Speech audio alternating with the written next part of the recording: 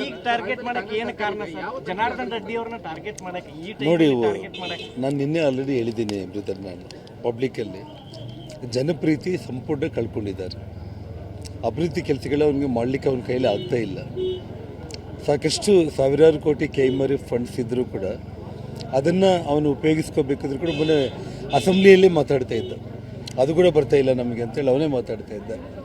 ಅಂದರೆ ಅವನು ಕಾಂಟ್ರಾಕ್ಟ್ ಕೆಲಸಗಳು, ವಾರ್ಡಲ್ಲಿ ಮಟ್ಕಗಳು, ಕ್ಲಬ್ಗಳು, ಓಸಿಗಳು, ಡ್ರಗ್ಸು ಮತ್ತು ಉಸುಗು ಪ್ರತಿ ಗೌರ್ಮೆಂಟ್ ಅಧಿಕಾರಿ ಕಡೆಯಿಂದ ಪ್ರತಿ ತಿಂಗಳ ಮಾಮೂಲಿ ವಸೂಲಿ ಮಾಡಬೇಕು. ಅವರ ಹಣ ಕೊಟ್ಟಿಲ್ಲ ಅಂದರೆ ಇಲ್ಲಿಂದ ಟ್ರಾನ್ಸ್ಫರ್ ಮಾಡ್ಕೊಂಡು ಹೋಗ್ರಿ ಅಂತ ಅವ್ರ ಮೇಲೆ ಒತ್ತಡ, ಇದು ಅವನ ಗುಣ. ಸೊ ಹಾಗಾಗಿ ಅವನಿಗೆ ಏನಾಗಿದೆ, ಜನಪ್ರೀತಿ ಕಂಪ್ಲೀಟ್ ಹೋಗ್ತಾ ಇದೆ. ಹೆಚ್ಚು ಕಡಿಮೆ 2 ವರ್ಷ ಚುನಾವಣೆ ಇರುವಂಥದ್ದು. ಈ ಸಮಯದಲ್ಲಿ ನಮ್ಮ ಮೇಲೆ ಅಟ್ಯಾಕ್ ಮಾಡೋದ್ರಿಂದ ಆ ವಾಲ್ಮೀಕಿ ಬ್ಯಾನರ್ನ ನೆಪ ಇಟ್ಕೊಂಡ್ಬಿಟ್ಟು ನಾನೇನು ಹೀರೋ ಆಗ್ಬೋದು ಅಂತ ಅವನು ಪ್ರಯತ್ನ ಮಾಡಿದ. ಬಟ್ ಭಗವಂತನವನ ಮೇಲೆ ಒಬ್ಬ ಇದ್ದೇ ಇರ್ತಾನೆ. ಅವನು ಮಾಡಿರೋ ಎಲ್ಲ ಕುತಂತ್ರದಲ್ಲಿ ಇವತ್ತು ಇಡೀ ಜಗತ್ತಿಗೆ ಅವನು ಏನು ಅನ್ನೋದು ಇವತ್ತು ಎತ್ತಿ ತೋರಿಸಿದ.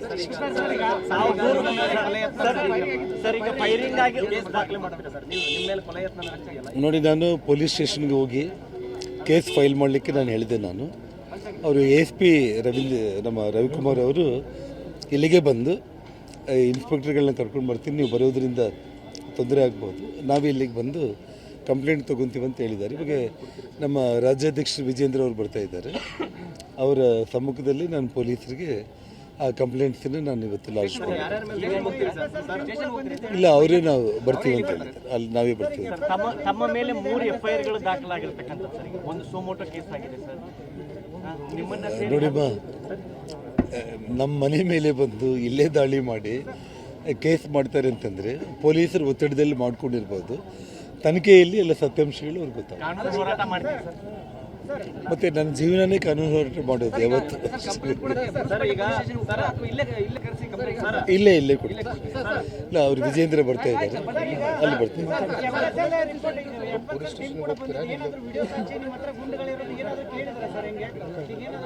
ಇವಾಗ ನಾನು ಕಂಪ್ಲೇಂಟ್ ಕೊಡ್ತಾ ಇದ್ದೀನಿ, ಅವ್ರು ಇನ್ವೆಸ್ಟಿಗೇಷನ್ ಬರ್ತಾರೆ, ಅವಾಗ ನಾನು ಅವ್ರಿಗೆ ಹ್ಯಾಂಡ್ ಓವರ್ ಮಾಡ್ತೀನಿ. ನೋಡಿ, ಸಿದ್ದರಾಮಯ್ಯ ಅವರು ಇಂಥ ನೀಚ ಕೆಲಸಕ್ಕೆ ಕೈ ಹಾಕೋರು ಅಲ್ಲ. ನನ್ನ ಮೇಲೆ ಅವ್ರ ಮೇಲೆ ನನಗೆ ರಾಜಕೀಯ ಹೋರಾಟ ಇರ್ಬೋದಾಗಿದೆ. ಇಂಥ ಕ್ರಿಮಿನಲ್ ಕೆಲಸ ನಾವು ಯಾವತ್ತು ಅವ್ರು ಮಾಡ್ತಾರೆ ಅಂತ ನಾನು ಅಂದ್ಕೊಳ್ಳಲ್ಲ. ಇವನೇ ಕ್ರಿಮಿನಲ್ ಆಗಿರೋ ಕಾರಣ ಇವನು ವೈಯಕ್ತಿಕವಾಗಿ ಇದನ್ನು ಪ್ಲ್ಯಾನ್ ಮಾಡಿದಾನಾಗಲಿ, ಇದನ್ನು ನಾವು ಮುಖ್ಯಮಂತ್ರಿಗಳಿಗೆ ಅಂಟಿಸೋದು ಸರಿಯಲ್ಲ. ಒಂದು ನಿಮಿಷ ಬಂದರೆ